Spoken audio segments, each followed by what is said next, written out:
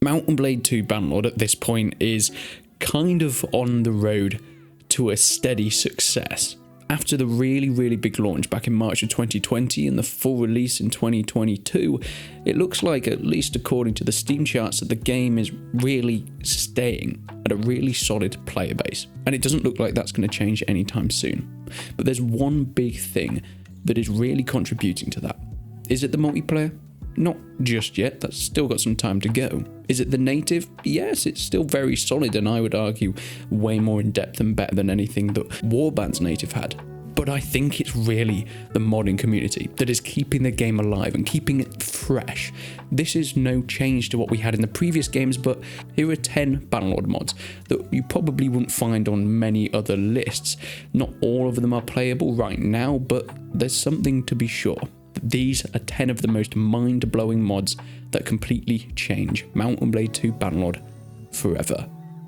Yep, I said it. Okay, sure, leave your comments. We start with Assassin's Creed. Well, to be sure, it's called the Assassination mod. Procedural climbing with assassination missions. This is one of those mods that isn't currently playable for your regular Joe, but we do have some basic gameplay over on Block's channel. Almost every building within this mod is climbable. You see us entering a city with not too much on us, just a crossbow on our back and some tunics to keep us, well, actually, I was about to say stealthy, but why am I going in all white? It doesn't matter. Starting up climbing on the outside wall, you can see the animations are, well, Mount and Blade like, but it looks so cool. Crouching down, stealthing upon the walls, as we've been set a mission to try and take out a notable man. The animation take normal climb animations on, well, if you're climbing up a ladder, but its base has been changed. Hand positions can now be put anywhere, yet since this is an incredibly unnatural thing for Mount and Blade to do, its engine will limit how immersive these animations actually eventually become. But we're still able to jump between buildings, jump between rooftops, and it still looks so cool. Guards do have vision AI and they will be able to spot you. Furthermore, they won't actually be alerted unless they have a line of sight on you. They also have a trigger point when you eventually get to the point to find the person you are assassinating, and that's what we see here. Climbing upside the outside tower, getting through a doorway, and a quick shot to the face, and oh, it's a poor woman. Well, I guess we better get out of here. Once you successfully kill the target, the town will be on alert and people will be scared of you. Guards will try and find you by patrolling the area, so you must make your quick escape. Now, if you want to drop off tall areas, as far as I'm aware, it does have Mount and Blade's usual full damage, so you can see Block backing off the building here to slowly climb down, a bit like you would in Assassin's Creed regularly, and then a final jump off the outside wall to make our escape. I think we'd definitely be going amiss here if we didn't mention Bannerlord Co-op. It's kind of the biggest talking point of the game. Since its first announcement, people were saying, we love Warband, but can we play it with our friends? And Tailward said, guys, come on, that's impossible. That's a lot of effort. Oh my, they were wrong, or at least we think. You see, there has been a Bannerlord Co-op mod that's been in the works for quite some time. It was uploaded even a couple years back, and currently is still not released. There isn't all that much talk on it, but there is a few little bits of gameplay here and there. You can see that two people connecting to the same server. They're doing their bit, able to walk around and explore as you'd expect. And it's no surprise that this mod is taking a while, and there are a few replacements, as I'll get onto a little bit later in the video, but they do have a Discord up and running, showing whatever updates they can. It's still incredibly basic, but they are still saying that they are making good progress, and even stated that hopefully they should be bringing it to its full potential in the coming year, whatever that exactly means. In the gameplay, we can see loading into the tutorials with the server in the top and client 1 and client 2 representing two different PCs running on one server. I'm assuming it's hosted during your normal port forwarding, but this could be something that could be attached to a dedicated server, so it could be running 24/7. Then leaving, you can see the two people running around the map, and it looks like it doesn't lag that much, which is something that I was definitely surprised by. There's so much coming for this one, and whilst I think this was a lot for TaleWars to face, and we might in the future run into the actual issue why TaleWars couldn't do it, for now it's still coming, so I'm still going to be following it. I made a couple of videos on Age of Bannerlord a few months back. It was a mod video and a basic demo showing, well, Mount and Blade 2 Bannerlord, but with the Age of Empires style. Starting as any of the factions that you'd see from Mount and Blade, having resources that could be collected by villagers that could then go on to build and put castles down. Like, I mean, if you've played Age of Empires, it's just that, but within Bannerlord. We then see releases of more stuff, more faction analysis, all the buildings, textures and workshops are fitting in with the factions of Mount and Blade. Then seeing some siege weaponry that, of course, since it's Age of Empires, can move itself like you'd expect. Going to sieges, recruiting troops, and using and controlling men with the RTS camera, much like you would in Age of Empires.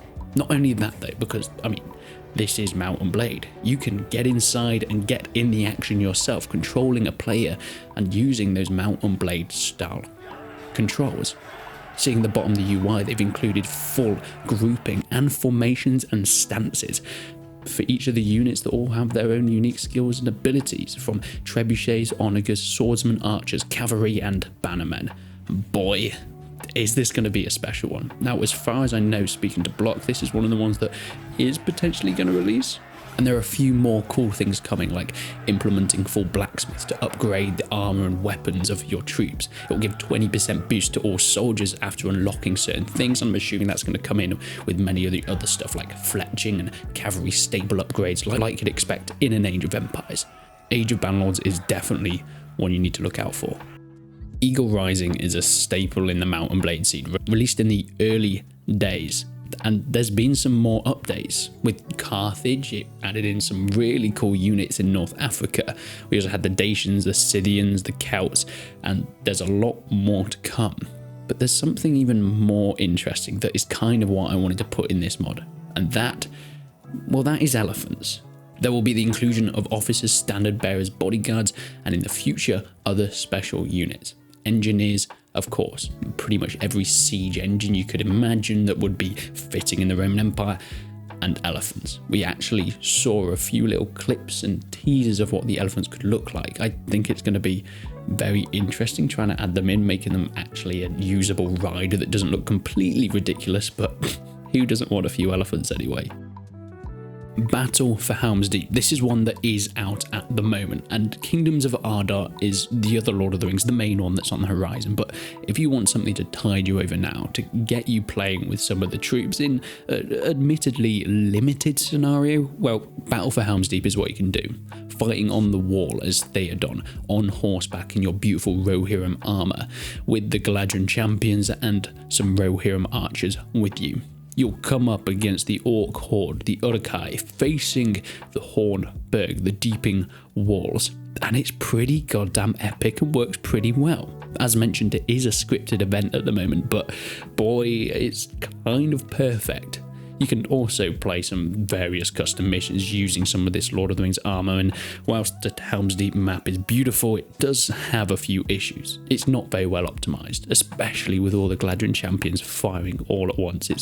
It gets very hectic, very laggy, and you will almost certainly lose constantly. But you can chuck down walls from the side, a bit like, well, Peter Jackson did in the movies, and of course, you can ride out if you so want to. Not that the AI actually helps with that. They also should add in Gandalf, that would definitely help. Bannerlord Europe is, well, Mount and Blade with the Europe map.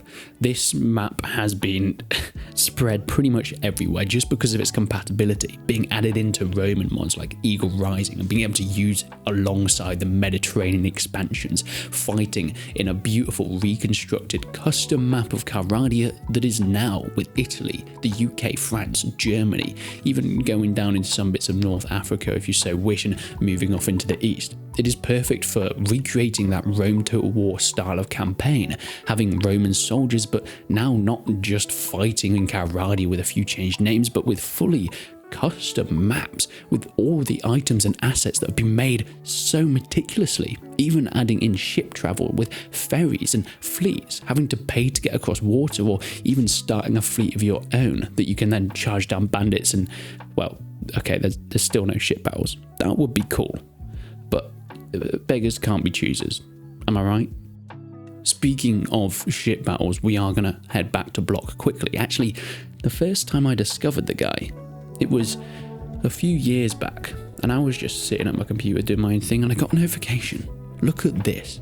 This is Viking ship battles landing on the beaches, and I had never seen anything like it. The first time that I had been introduced to this guy's modding prowess, I guess is the only way to put it. Controlling longships with Vikings at your side, heading down to the coast and disembarking, being able to actually use controls to sail the ship around, opening and closing the sails, jumping off with your men, and then fighting and attacking on said beaches with full control over these Viking soldiers.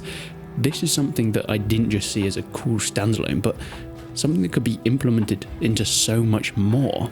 Brighton Walder was a really good mod for Warband, and there's some extent of that coming to Bannerlord.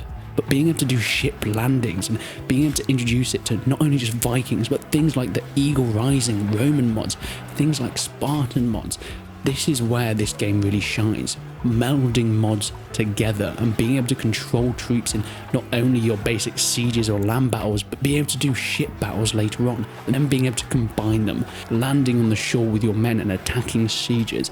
This is where modders have really come together to create something special.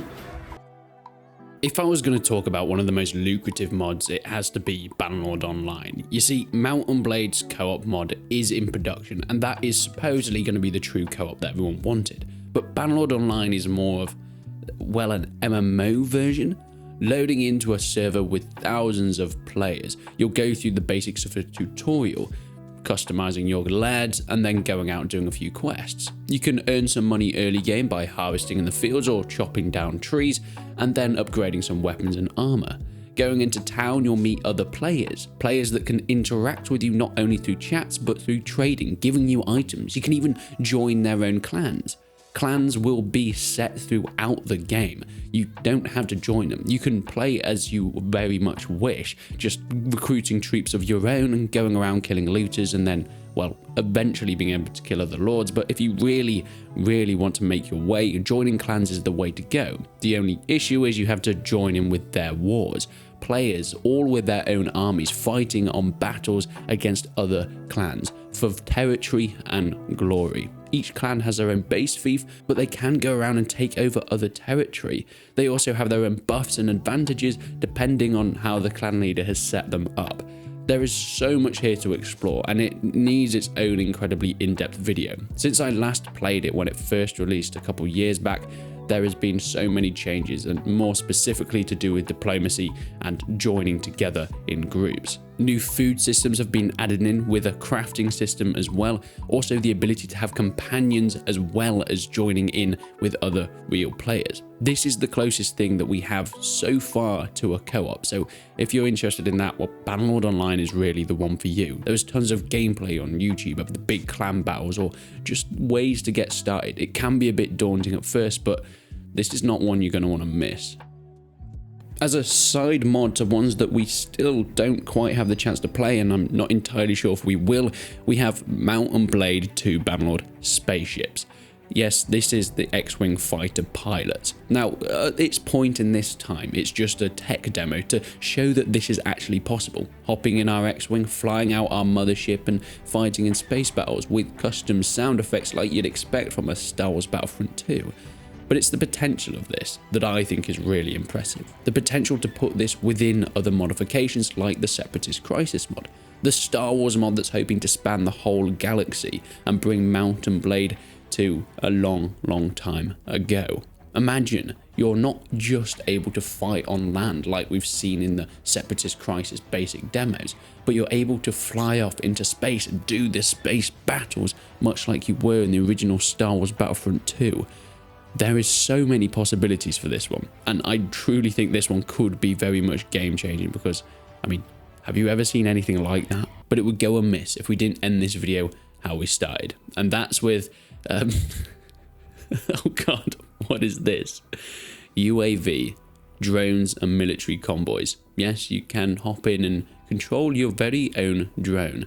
Block is back at it, capping off this video with an insane, I'm assuming custom map, but also flying vehicles, the ability to go into a drone camera, the ability to script a military convoy that you can then go and bomb.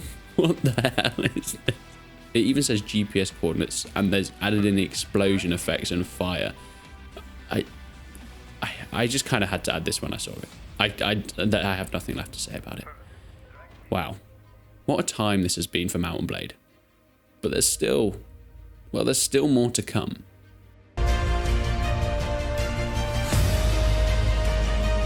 From night